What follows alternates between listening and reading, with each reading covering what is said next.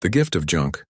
The Zixthari delegation stood in the United Nations Assembly Hall like monuments carved from ice. Their pale, elongated forms shimmered under the chamber lights, their triple-jointed limbs folded with ceremonial precision. Ambassador Kelrith's voice resonated through the translation devices, smooth as polished glass and twice as cold. "We present to humanity," he said, gesturing toward the holographic display, "a token of our goodwill. The Cathvar, a vessel of historical significance." On the screen, a warship rotated slowly in orbit above Earth. It was massive, nearly 2 kilometers long, its hull scarred and pitted from centuries of neglect. Sections of armor hung loose like broken teeth. Entire decks were exposed to vacuum. It looked less like a gift and more like a funeral. The human delegates exchanged glances. Nobody was fooled. "It's junk," whispered General Morrison to the woman beside him. Commander Sarah Chen didn't respond immediately. Her eyes traced the ship's lines, noting the massive weapon ports, the reinforced spine, the sheer scale of the thing. Yes, it was broken. Yes, it was ancient. But underneath the damage, she saw something else, potential. "It's an insult," Morrison continued. "They're mocking us." "Maybe," Chen said quietly. "But they're also giving us a starship." Ambassador Kelrith's speech droned on, full of diplomatic niceties that barely concealed the contempt. The Zixthari Empire had ruled the local arm of the galaxy for 3,000 years. Humanity had barely reached Mars. To them, we were children playing with fire. The Cathvar was a message. "Here's a toy you'll never understand. Try not to hurt yourselves." The vote was unanimous. Humanity accepted the gift. 3 days later, Chen stood in the cargo bay of the orbital platform designated Site Prometheus, staring up at the belly of the Cathvar. Up close, it was even worse than the hollows suggested. Hull breaches gaped like wounds, conduits dangled like severed arteries. The metal itself was some alien alloy that didn't match anything in Earth's databases, harder than titanium, lighter than aluminum, and completely impossible to reproduce. "Well," said a voice behind her, "she's certainly got character." Chen turned to find Dr. Marcus Webb grinning like a man who'd just been given the keys to a candy store. His gray hair stuck up in 17 directions, and his lab coat was already stained with something that might have been coffee or might have been industrial lubricant. "With Webb, you never knew." "Character," Chen repeated flatly. "Marcus, half the ship is missing, which means half the ship is still there." Webb spread his arms wide. "Sarah, do you understand what we have here? This is technology centuries ahead of anything we've ever seen.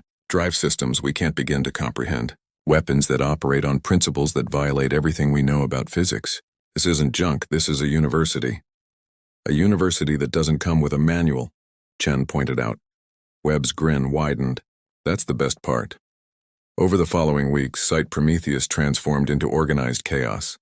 Engineers from every nation arrived, hauling equipment, arguing theories, and generally treating the Cathvar like the galaxy's largest puzzle box. The ship was divided into sectors. Each team assigned a different system to analyze.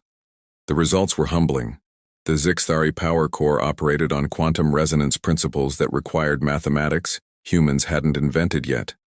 The navigation system responded to neural patterns from a species whose brains had 4 lobes instead of 2.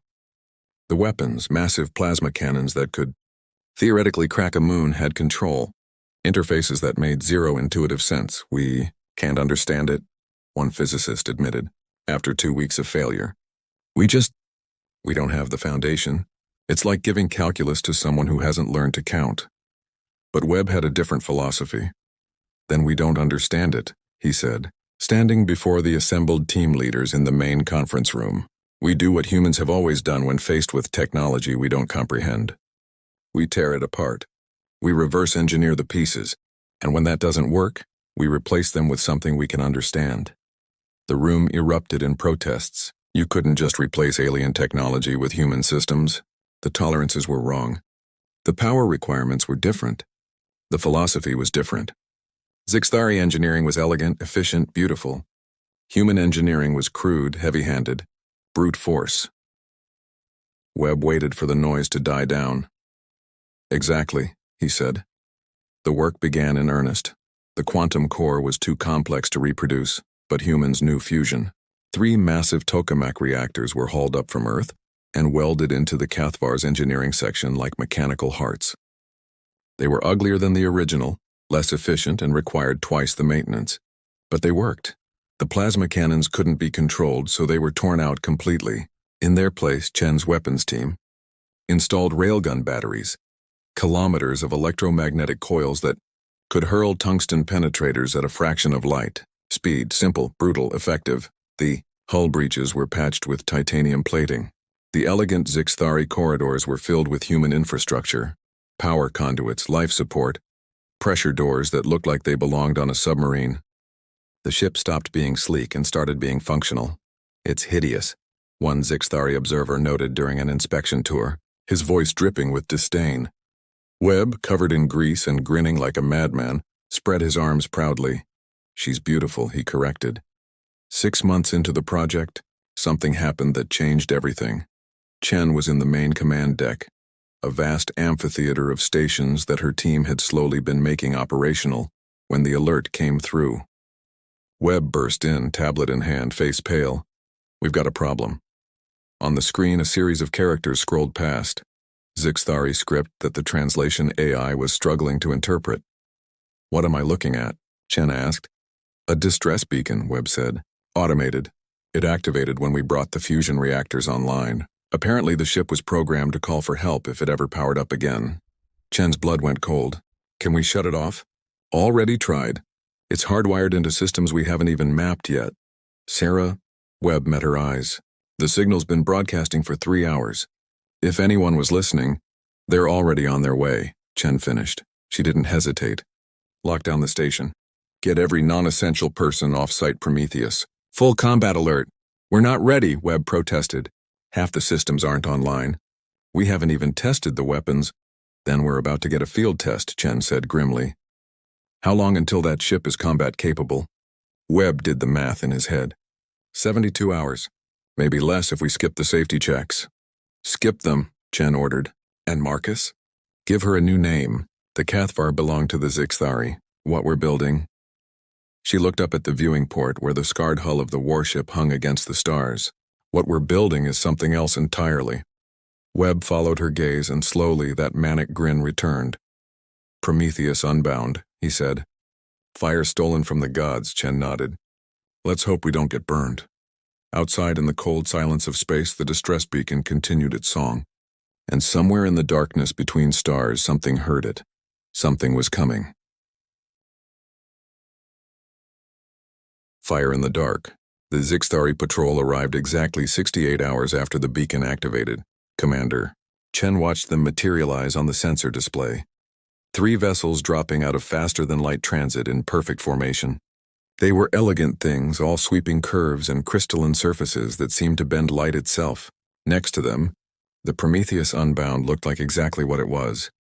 A beaten, patched, welded-together monster that had no business existing. "Well," Webb said from the engineering station, "at least they're punctual." The lead ship broadcast immediately. Ambassador Kelrith's voice filled the command deck, and Chen could hear the cold anger underneath the diplomatic veneer. "Human vessel. You have activated a Zixthari military asset without authorization. Power down your systems and prepare to be boarded. The Cathvar will be reclaimed."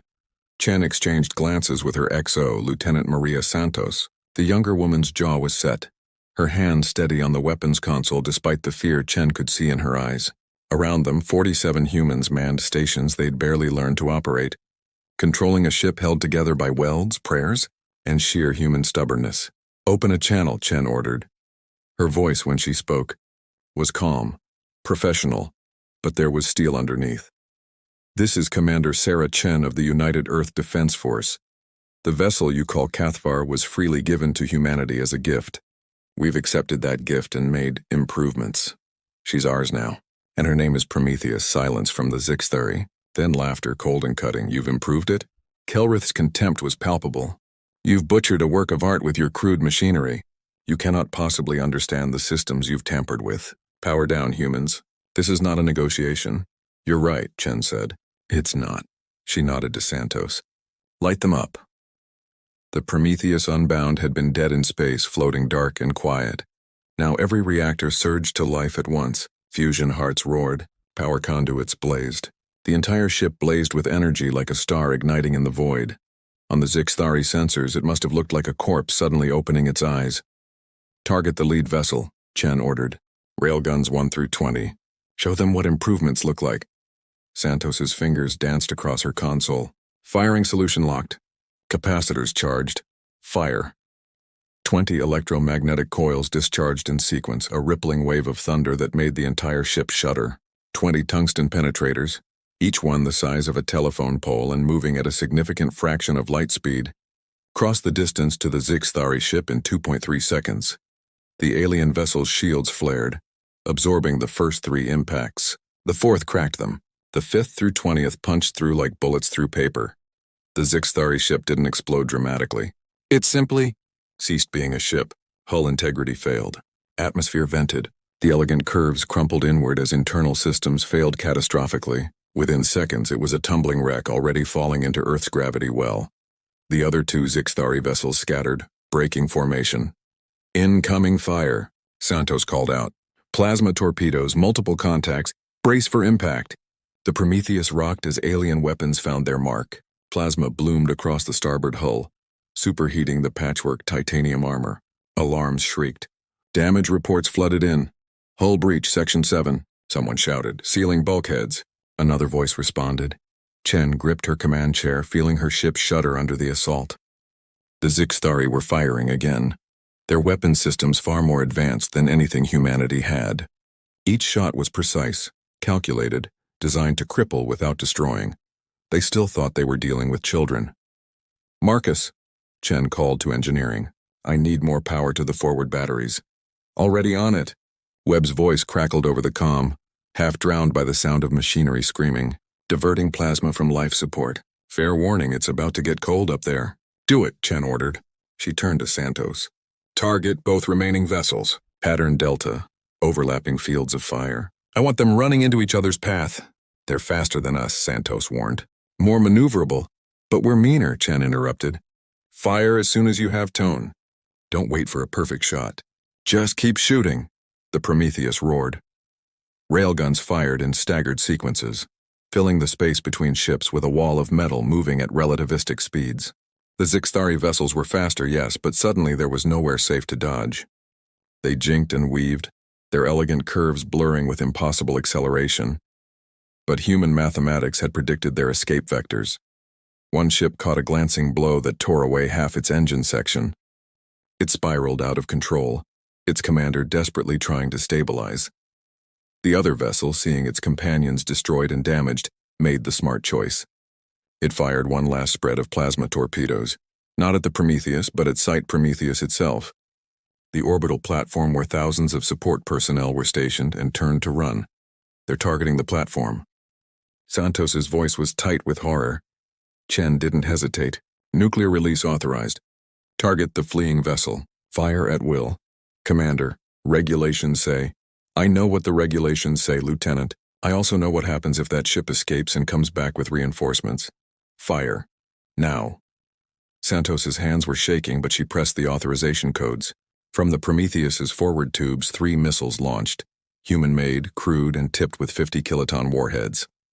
They were slower than railgun rounds, easier to track, but the Zixthari ship was already running. Its sensors focused forward on the escape vector. The first 2 missiles were intercepted. The third wasn't.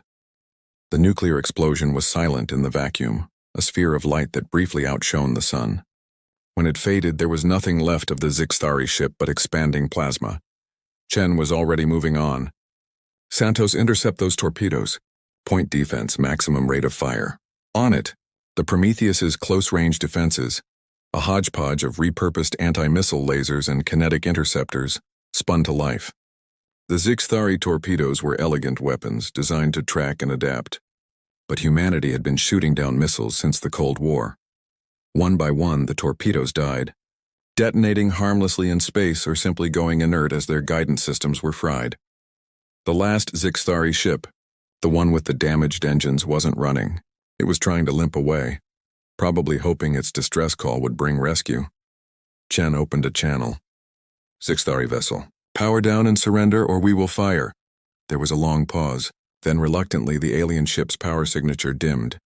Secure that vessel, Chen ordered. Boarding teams, full combat loadout. I want prisoners for interrogation and that ship intact for study. She stood, feeling the weight of the last 20 minutes settling on her shoulders. They'd won. Barely. The Prometheus was scarred, leaking atmosphere from a dozen breaches and would need months of repairs. But they'd won. Webb appeared on the command deck, his face streaked with soot, grinning like a lunatic. We did it, he said. We took a dead alien ship, rebuilt it with duct tape and spite, and fought off the species that designed it in the first place. Sarah, do you understand what this means? Chen looked out at the stars, at the debris field that had been 3 Zixthari ships, at the battered hull of the Prometheus reflected in the viewport. It means they'll come back, she said quietly. Angrier, stronger, in greater numbers? Yes, Webb agreed. But it also means we'll be ready. Because now we know something they don't. What's that? Webb's grin was fierce. That humans don't need to understand alien technology to beat it. We just need a big enough hammer and the will to swing it. Chen smiled despite herself. Then we'd better start building more hammers. Lieutenant Santos, send a message to Earth. Tell them we're going to need more ships. A lot more ships. What should we call this class? Santos asked. Chen looked at the Prometheus, at the scars and welds and jury-rigged systems that had somehow impossibly triumphed over elegant alien engineering. She thought about the fire that Prometheus had stolen from the gods and the price he'd paid for bringing it to humanity. Call them Titan class, she said, because we're going to need giants for what comes next. Across human space the message went out. The Zixthari had expected humanity to grovel, to be grateful for scraps from their table. Instead, they'd learned a hard lesson about human nature. You don't give us your cast-offs and expect us to be satisfied. You give us junk and we'll turn it into a weapon. You give us a challenge and we'll make it look easy. You give us fire and we'll burn down your assumptions about what we can and cannot do. The Prometheus Unbound hung in orbit, scarred and defiant, a testament to human stubbornness. The aliens had discarded her. Humanity had made her a monster. And somewhere in the dark between stars, other Zixthari ships received the news. The humans had fire now and they weren't giving it back.